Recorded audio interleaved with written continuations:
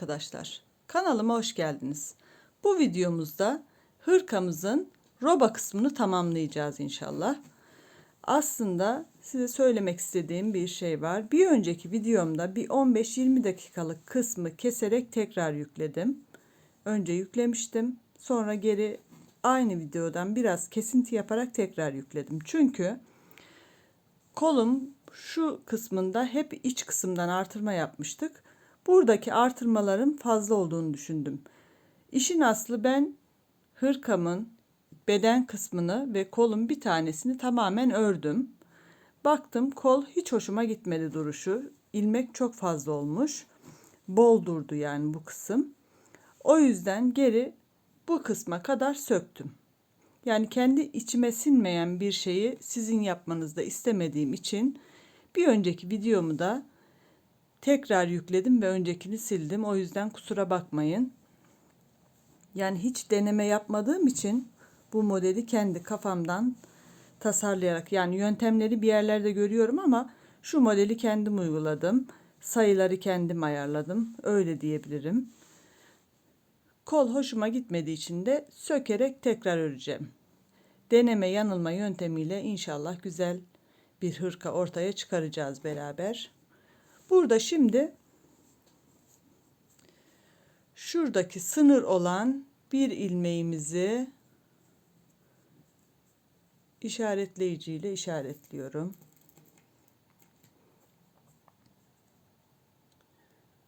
Ve kaç artırma yaptığımızı hesaplayabilmek için.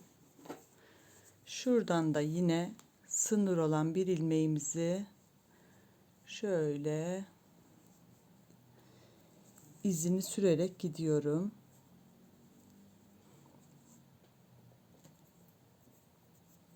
Ve buraya da bir tane işaretleyici takıyorum. Daha önceki videoları izlediyseniz hatırlayacağınız gibi şu kısımda 15 ilmeğimiz sabit gitmişti. Yani bu iç kısımda artırma yapmamış. Hep önde ve arkada, ön parça ve arka parçada hem önden hem arkadan artırma yapmıştık. Bu kısma geldikten sonra da hem önden hem arkadan sadece kol için artırma yapmıştık. Gidişte ve dönüşte. Şimdi burada toplamda kaç ilmeğimiz olmuş? Başlangıçta dediğim gibi şurası 15 ilmekti. Bakalım şimdi kaç ilmek? 2, 4, 6, 8, 10, 12, 14, 16, 18, 20. 22, 24, 26, 28, 29, 30,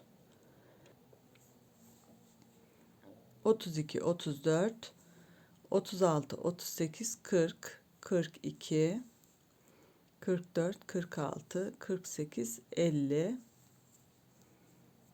52, 54 ve 55. 55 tane ilmeğimiz olmuş. Şimdi buradaki artırmamı, yani çift yönlü artırmamı bitiriyorum bu sırada. Şimdi örerek şu kısma kadar geliyorum. Bakın ön kısmı örerek tamamladım. Tam sınırdaki ilmeğimize geldim. Burada şimdi normal yakadan başlama yelek hırka ördüyseniz hani bir tane ortada ilmek bırakırız, birkaç tane ya da 3 tane 4 tane de olabilir. Bir sağından bir solundan artırma yaparız. Burada o şekilde devam edeceğiz. En son ilmeğim ters olduğu için burada bir düz ilmek artırma yapıyorum. Bir tane artırmamı ön taraf için yaptım. Ortadaki düz olan ilmeğimi örüyorum. Şimdi sol taraf için artırmamı yapacağım. Burada da bir ters ilmeğim var. Sıradaki ilmeğimi düz olarak yapacağım. Böyle taktım. İlmeğimizi şöyle genişletelim. Benim ipimde natural koton yazıyordu. Birinci bölümü seyrettiyseniz göstermiştim. İpim kesinlikle hiç esnemiyor. 3,5 numara şişle ördüm. kalın böyle montvari bir hırka olacak. Güzel olacak aslında. Ben sıkı da örüyorum 3,5 numarayla. Yani çok sıkı örenler 4 ile de örebilirler. Öyle tavsiye de edebilirim. Çünkü bayağı bir sıkı oldu. Bir de video çekerken daha sıkı örüyorum sanırım. Şimdi artırma çizgimizin, ilmeğimizin bir sağından bir solundan artırmamızı yaptık. Kolumuz için olan ilmeklerimizi örmeye devam ediyoruz. Burada kaç tane ilmek saymıştık? İnanın şu an hatırlayamıyorum. Sanırım 55'ti ama sizi de yanıltmak istemem. Birkaç dakika öncesine dönerseniz orada beraber saymıştık. Bu videomuzda hırkamızın robasını tamamlayacağız. Burada çok fazla uzun sürecek bir işlemimiz yok. Bu artırmaları da tamamladıktan sonra sizinle paylaşacağım ve koltuk altı için ilmeklerimizi alarak kol ilmeklerini ayıracağız. Daha sonrasında başka bir videoda devam edeceğiz. Çok teknik detaylı bir hırka olduğu için böyle parça parça yayınlıyorum. İnanın bir önceki videom normalde 2 saat 5 dakika falan sanırım. Onu çevirmekte çok zorlandım. Videoyu düzenlerken bayağı bir hafıza istiyor çünkü. Çok uzamasını o yüzden de istemiyorum ki bu hırkayı imkansız yani böyle 1,5-2 saatte anlatabilmem. O yüzden böyle parça parça videoları takip ederek yaparsanız hem kafanız karışmaz hem de benim için kolaylık olur. Bakın işaretleyicimin olduğu yere kadar geldim. Yine burada son ilmeğim ters. Burada da yine düz ilmek alacağım. Düz ilmeğimi sola doğru çıkarmak istiyorum. O yüzden şöyle takıyorum. Sol şişime ilmeği de çevirmiş oluyoruz böylece. Bir tane düz ilmek artırdım. Sıradaki düz ilmeğimi de örüyorum. Buradaki ilmeklerim zaten düz ve hepsini sola doğru artırdım arka tarafta. Yine aynı şekilde artırmamı yapacağım. Şöyle karşıya doğru battım şişimi ve bakın arkadaki katına batıyorum ve düz ördüm. Bu şekilde. Yani bir ilmeğimizin bir sağından bir solundan sadece ön sırada artırma yapacağız. Arka sırada kesinlikle artırma yok artık. Buradan da diğer tarafta da aynı şekilde şuradaki artırma ilmeğimizi takip edelim. Bir tane işaretleyici takalım buraya. Hatta ben şimdi bakmışken takıyorum. Ve yine burada da bir sağdan bir soldan artırmamızı yapalım. Kol için ilmeklerimizi örelim. Yine en sondan kenardaki düz ilmeğimizi takip edelim. Tabii ki siz burada işaretleyici tutuyor da olabilirsiniz. Şöyle ilmeğin üzerine geçiriyorum yine işaretleyicimi. Bu ilmeğimizin de yine bir sağından bir solundan artırmamızı yapıyoruz. Dediğim gibi sadece ön sıradan artırma yapıyoruz. Arka sıraları normal ördüğümüz gibi örüyoruz. Buradaki artırmamı tamamladıktan sonra sizlerle paylaşmak için geri döneceğim. Size gösterdiğim şekilde bir sağdan bir soldan yani şuradaki düz ilmeğimin artırmalarımı yaptım. Bakın buradan bu şekilde. Şimdi kaç ilmekte tamamladığımızı görmenizi istiyorum. Bu düz ilmeği de dahil ediyoruz. Düz ilmeğimizi de dahil ettikten sonra sayıyoruz. 2, 4, 6, 8, 10, 12, 14, 16, 18, 20, 22, 24, 26, 28, 30, 32, 34, 36, 38, 40, 42, 44, 46, 48, 50, 52, 54, 56, 58, 60, 62, 64, 66, şöyle 67. Düz ilmeğimi ters örmüşüm, burada da yanlışımı gördüm. 67 tane ilmeğimiz oldu. Şimdi kollarımızı ayıracağız. 3,5 numara şişle örüyordum ben. Fazladan 3,5 numara şişiniz varsa aynı numara şişe, yoksa başka numaraya da takabilirsiniz. Sadece ilmekleri açık tutmak buradaki amacımız. Bakın, buradaki düz ilmeği de kola dahil ediyorum. Buradaki bütün ilmeklerimi şu düz ilmekte dahil olmak üzere yardım şişime alacağım. Ve en son düz ilmeğimi de aldım şişimin üzerine. Bu tersti, onu da düzelttim ilmeğimi. Şimdi bu şişi şöyle çekiyoruz. İlmeklerimiz misinanın üzerinde kalacak. Fazladan misinalı şişiniz yoksa buradan ip de geçirebilirsiniz. Sonradan şişinize geçirebilirsiniz. Bakın, ön tarafın ilmeklerini tamamladım. Kol ilmeklerini başka bir şişin üzerine aldım. Şimdi örgümü ters çevirdim.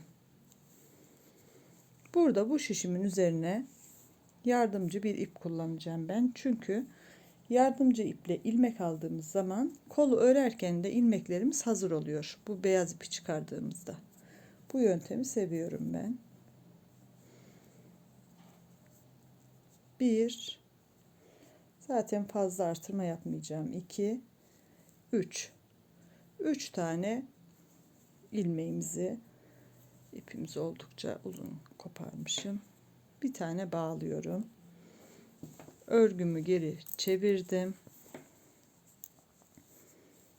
İlmeklerimizi daha yeni aldığımız için şişimize zaten ilk sırasını öreceğiz. O yüzden düz olarak örüyorum bu 3 ilmeği de.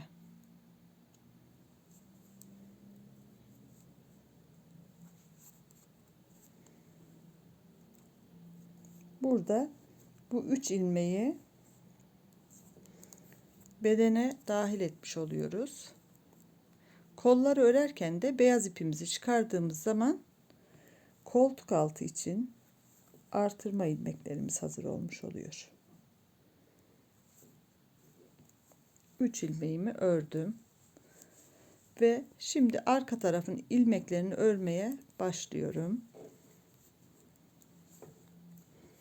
Zaten arka tarafta model uygulamamıştık. İlmeklerimiz tamamıyla düz.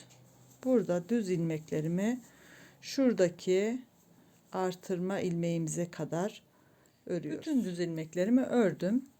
Artırma yerine kadar geldim. Yine diğer tarafta yaptığımız gibi ilmeklerimizi yardımcı bir şişe alıyoruz.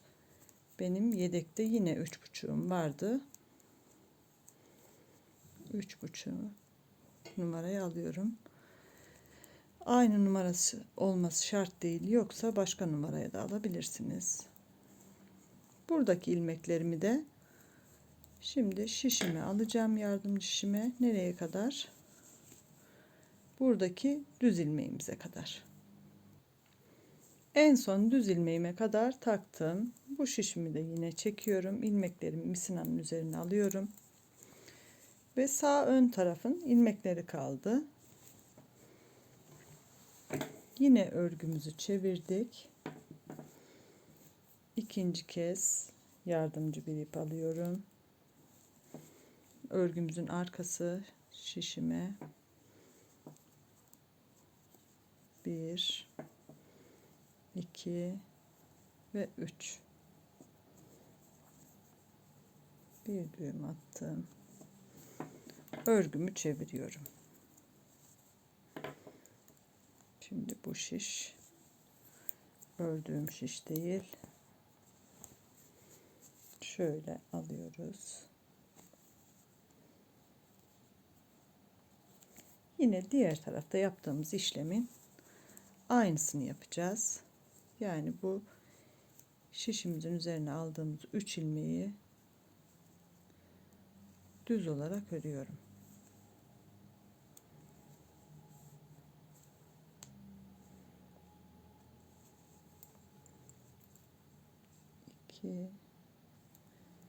Ve 3. ilmeğimi de ördüm.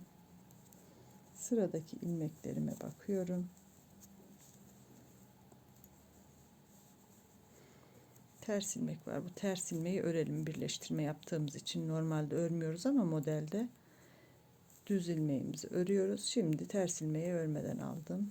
Düz örüyorum. Ters örmeden düz örüyorum. Bu şekilde sıramı şimdi arka sıradayım. Ön parçamı ördüm. Koltuk altına geldim. Bakın burada son ilmek var. Burada ilmeğim düz ama bu seferlik ters öreceğim. Çünkü şuradaki 3 ilmeğimi örgüme dahil ederken burada bir açıklık oluşmaması için 2 ilmeği beraber aldım. Bakın 2 ilmeği beraber aldım. Birincisini çıkardım. İkinci ilmeği tekrar örüyorum. Bir ilmek ters olarak, bir ilmeği ters olarak ördüm. Kalan bir ilmeği de diğer tarafın ilk ilmeğiyle, yani arka tarafın ilk ilmeğiyle ikisini beraber aldım. Burada da birini bıraktım. İkinciyi tekrar ördüm. Burada sıkı bir şekilde örgümüzü birbirine bağlamış olduk.